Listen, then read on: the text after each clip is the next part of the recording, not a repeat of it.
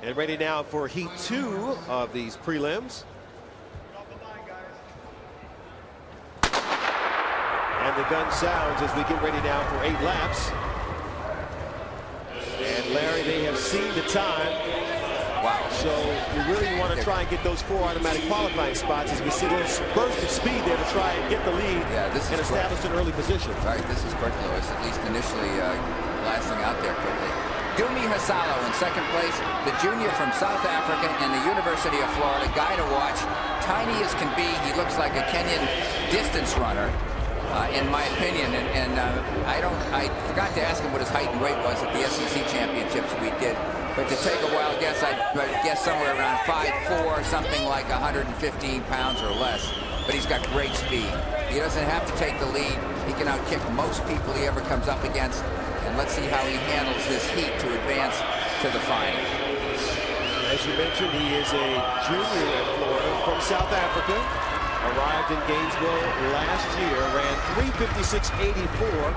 Again, on another one of those big tracks you talked about. This one in Seattle, that was earlier this season.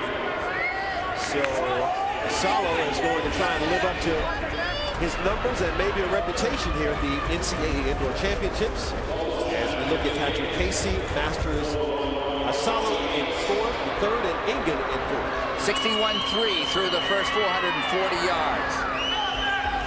Masters, a junior from the University of Maine. Rich Peters in the race. He's from England.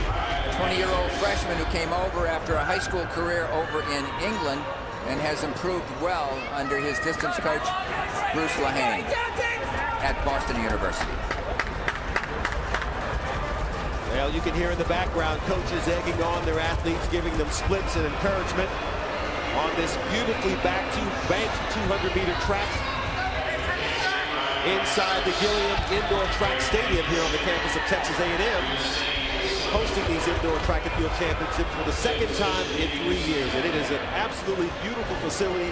Feels like indoor track and field. 880 yards passed in 2 minutes, 1.3 of a second. These guys have a chance to get under 4 minutes. They're not letting it lag here on this last lap. This third 440 yards looks pretty quick to me just watching turnover.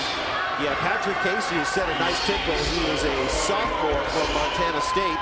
Finished 3rd at last year as a freshman.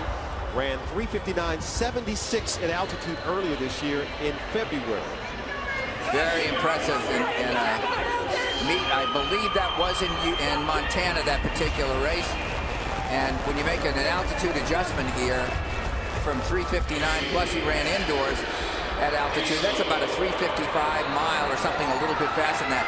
And he's keeping the pressure up and on. Riley Masters in second place from Maine, 3:02.33 seconds. 2 laps to go. Patrick Casey continues to press that pace, but on the outside, on the shoulder, moving up is Riley Masters of Maine, followed by Lasalo of Florida and James Cameron in 4th from Washington.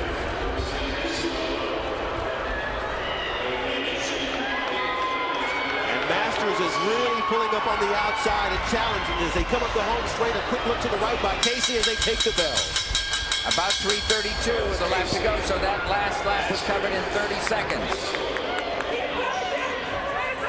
Casey and Masters clearly understand that the top 4 automatically qualified. Now you see Lasalo of Florida been beginning to bunch up, and on the outside, watch the it's Van Ingen. And Lasalo now beginning to pull up on the outside, but and now again a mad rush from the inside and the outs. And wow! There's a dive at the tape. Wow.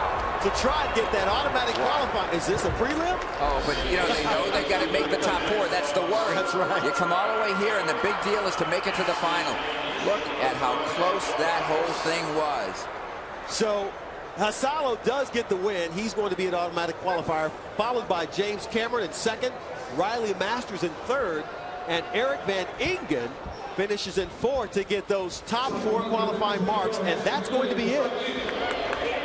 Look at this race on the backstretch. Riley Masters on the outside trying to make his move. Hasalo wearing number 3. Watch all these guys come rushing up at the backstretch. We now have some official news that the first 7 guys are within 35 100ths of a second at the finish. And watch this dive in the green. Wow. This is what you really love as he slides into home. Let me have that automatic qualifying spot safe. That was Eric Van Ingen, I believe, in the green of SUNY Binghamton. All 6 from the first heat will wind up making it, and the top 4 here. And Van Ingen does get in. Look at the difference. My goodness, it's less than 0.2 of 1 second, Lewis. Wow.